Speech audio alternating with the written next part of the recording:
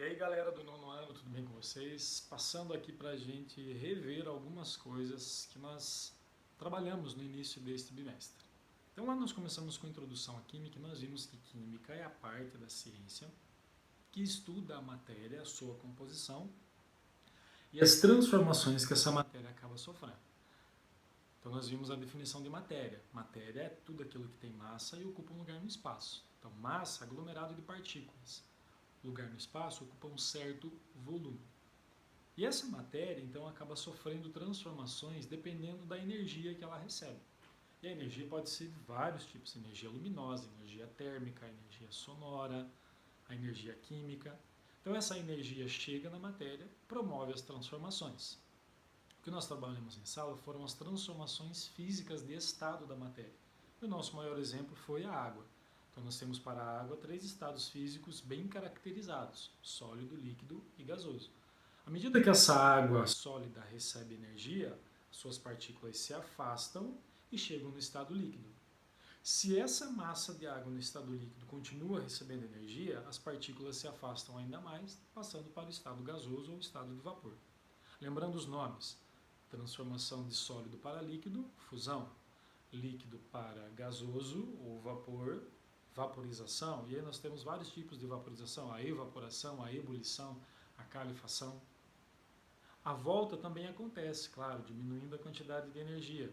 Do gasoso para o líquido nós temos a condensação, do líquido para o sólido a solidificação. E quando uma substância passa direto do sólido para o gasoso ou do gasoso para o sólido, nós temos um processo chamado de sublimação. Um exemplo mais característico do nosso dia a dia é a naftalina e o gelo seco. E aí nós podemos trabalhar então a matéria de diversas maneiras. Como eu falei para vocês, tudo aquilo que está sendo estudado na química nós chamamos de sistema. O sistema pode ser constituído de apenas um componente, nós chamamos de substância, ou redundante, substância pura, ou esse meu sistema pode ser composto por várias substâncias. Aí nós temos a chamada mistura.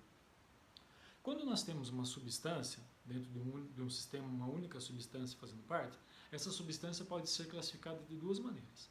Ou uma substância simples, aquela substância que é formada por apenas um tipo de elemento químico, no caso gás ou oxigênio, O2.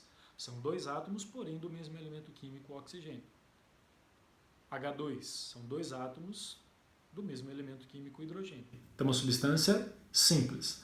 Substância composta é aquela formada por dois ou mais elementos químicos que constituem a molécula daquela substância. Por exemplo, a água. A água é uma substância formada por hidrogênio e oxigênio, então é uma substância composta. E o nosso sistema, então, pode ser classificado também como mistura, quando eu tenho duas substâncias ou mais fazendo parte daquele sistema. Quando todos os componentes, quando todas as substâncias que estão naquele sistema se dissolvem entre si, nós dizemos que eles formam uma única fase. Exemplo: se você pegar água, sal e açúcar, claro, sal e açúcar em quantidades pequenas, e nós dissolvermos esse sal e açúcar na água, ao visualizar, parece que apenas eu tenho água ali dentro. Então o sal e o açúcar se solubilizaram completamente. E aqueles três componentes formam uma única fase. Fase é tudo aquilo que eu consigo distinguir ao olhar a minha mistura. Então eu olho ali e parece que apenas tem água. Então eu digo que quando tem uma fase, é algo que tem caráter homogêneo, tem aspecto homogêneo. Então uma mistura do tipo homogêneo. Quando os componentes não se dissolvem entre si, eles formam para mim uma mistura heterogênea. Um exemplo: água e areia. Por mais que você agite bastante, você não vai conseguir dissolver a areia. Então eu consigo visualizar nitidamente a areia no fundo do recipiente e a água em cima. Outro exemplo: água e óleo. Posso agitar essa mistura, porém ao final vai acontecer a separação natural delas, porque o óleo é apolar e a água é polar. Eu consigo ver então a fase aquosa e a fase oleosa, caracterizando para mim então uma mistura heterogênea. Então o sistema heterogêneo é aquele formado por substâncias que colocam fases diferentes, certo? Eu tenho fases diferentes, eu consigo distinguir as fases. Tá certo, galera? Grande abraço para vocês e até mais.